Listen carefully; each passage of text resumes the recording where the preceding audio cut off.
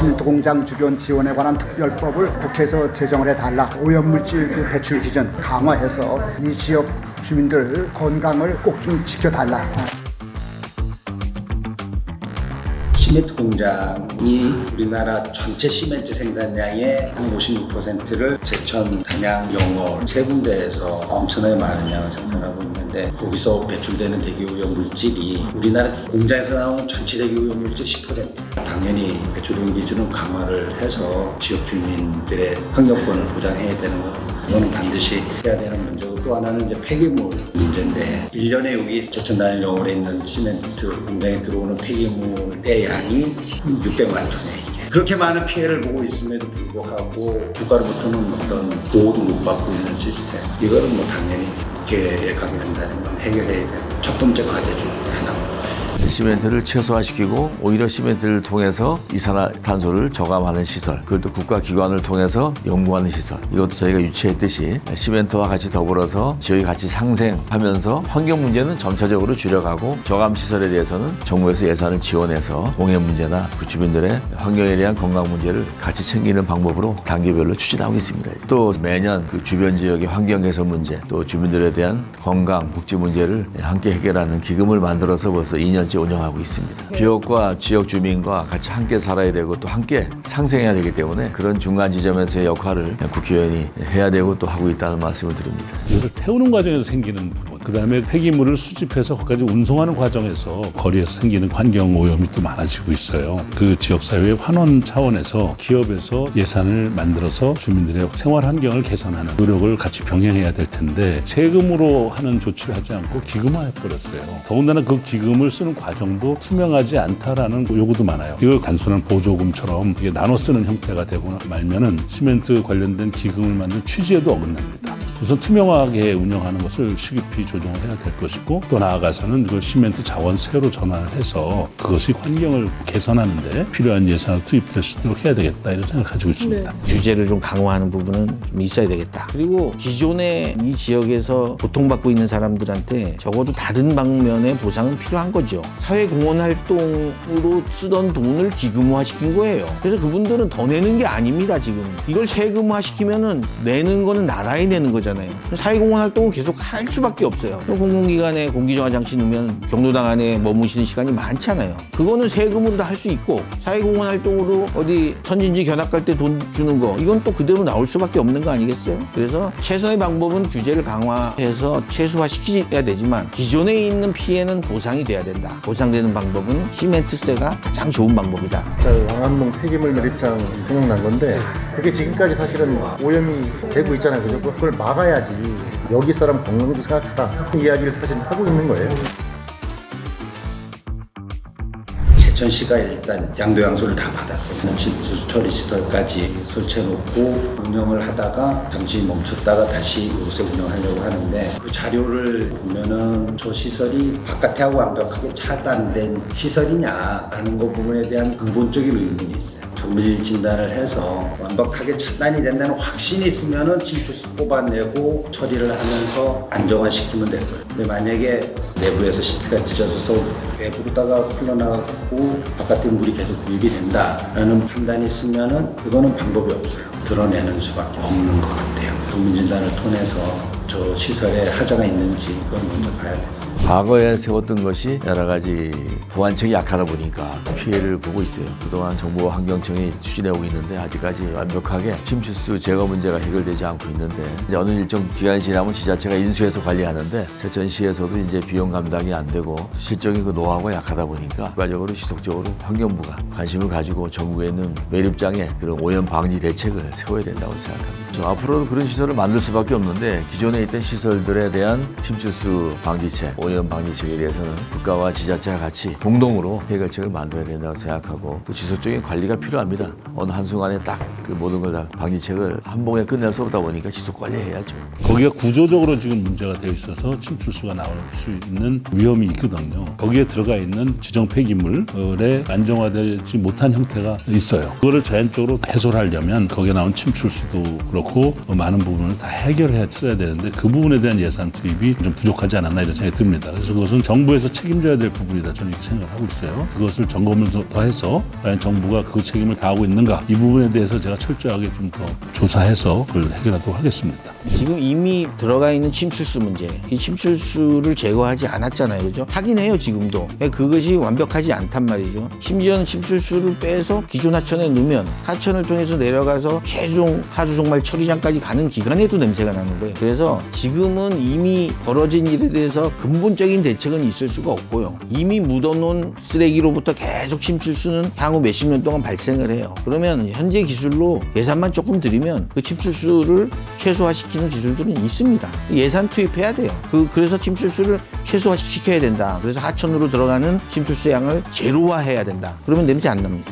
우리 조합원들 직접적인 요구안이었던 이제 화물 노동자들을 위한 안전운임제 요구 정도가 아무래도 지역에서는 좀 주목해보질 만한 게 아닌가라고 생각을 하고 있습니다.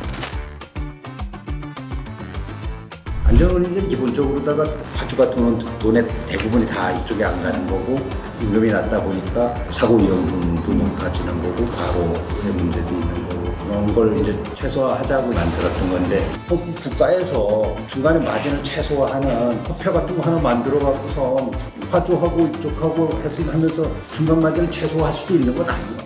중간 마진을 정부에서 정부 예산으로다가 자기들 기본적인 인건비만 가져갈 수 있는 구조로도 하면은 될 거 아닌가? 근데 왜 그런 시스템을 못 만들까 하는 의문이야. 그런 것도 못하면서 안전운임제 못한다라고 하는 거는 화물 근로자들의 기본적인 생존권을 내팽개치는 행위지.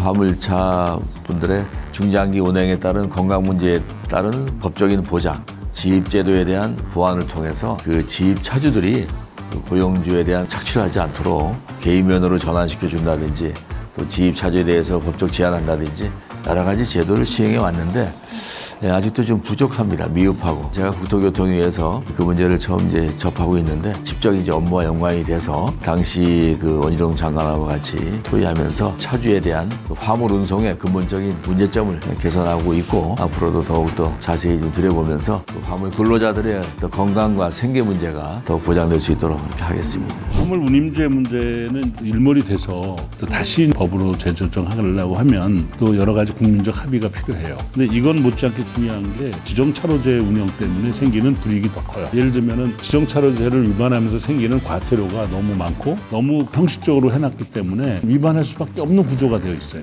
운송업을 하는 입장에서는 적정한 시간을 맞춰야 되는데 적발이 돼서 수십만 원씩의 그 과태료가 나오고 그래서 결국은 이 화물의 운임제도를 개선하는 것은 국민적 합의를 통해서 새 조정을 해야 될 부분이고 그러나 현실적으로 더 시급한 것 중에 하나가 지정차로제의 운영을 좀 더 탄력적으로 하겠다. 국민적 합의에 이르지 못하는 운임 보장이든 이런 것들은 앞으로도 지속적인 논쟁이 필요한 사항입니다. 그러나 기본적으로 그분들이 이거 이해는 못하겠다 하는 가격에 대해서는 어느 정도 논쟁이 있을 수 있을 겁니다. 그것보다 조금의 플러스 되는 정도로 시작을 하자. 그 정도는 제가 되지만 만약에 그냥 차량에 대한 렌트 비용서부터 내가 한 달에 예를 들어서 뭐 400은 벌어야 된다. 사 넣어가지고 한다면 과연 시장 경제가 어려워지면 쓰겠느냐? 결국은 안 쓴다는 거죠. 그렇게 되면 그분들이 최저임금처럼 을로서 지나치게 희생되는 거는 막아주는 정도의 운임은 필요하다 이렇게 보여집니다. 그 제천 단양 지역의 82% 정도가 아마 50인 미만 사업장일 거예요. 중대재해기업처벌법이 제대로 적용이 되지 않고 있기 때문에 그런 부분들이 좀 아쉽습니다.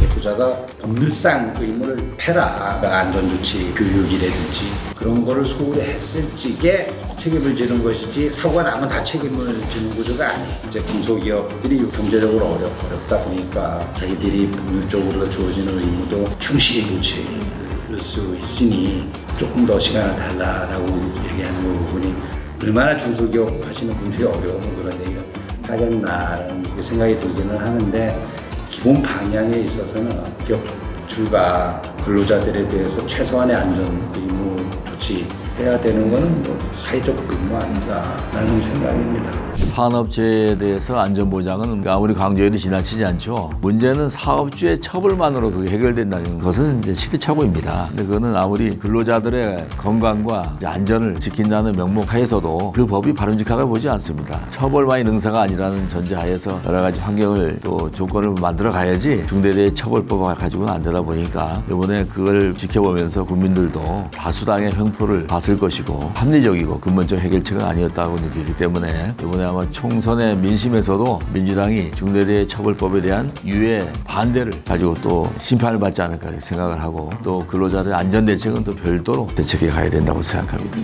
노동 문제는 우리 삶의 인권의 문제이기도 하고 또 우리가 공존하는 이 사회를 만들어가는데 가장 중요한 생존권의 문제이기도 한 거예요. 이거는 헌법적 가치입니다. 노동을 하면서 생기는 위험, 또 노동을 하면서 생기는 또 다른 어떤 불이익은 가급적 해소해 나가는 것이 사회가 선진화되어가고 발전해가는 지름길인 거예요. 중대재해법뿐만이 아니고 노동 임금이나 노동 시간이나 노동 형태, 노동의 질 이런 것에 대한 전면적인 재검토가 필요한 것이다라고 생각합니다. 많은 노동자들이 불이익을 당하고 또는 노동 현장에서 피치 못할 상황 속에서 위험한 처지에 있었던 것을 생각해 보면 선진국 대열에 가 있는 우리나라로서는 필수 불가결한 조치다 이런 전 생각을 가지고 있습니다. 재해, 안전사고 이런 걸 막으라는 의미로 시작이 됐지만 처벌을 강화한다고 해서 모든 게 좋은 건 아니에요. 실질적으로 안전사고를 막을 수 있는 방법은 경제적인 논리가 난 더 크다. 지나치게 단가를 깎고 그러다 보니까 야근을 하고 근로시간이 길어지다 보니까 주의 능력이 떨어지거든요. 이건 단순히 처벌의 문제가 아니라 오히려 그 사람들이 근로시간을 잘 지키게 하고 SOP 이런 것들을 강화하는 것이 가장 좋은 방법이지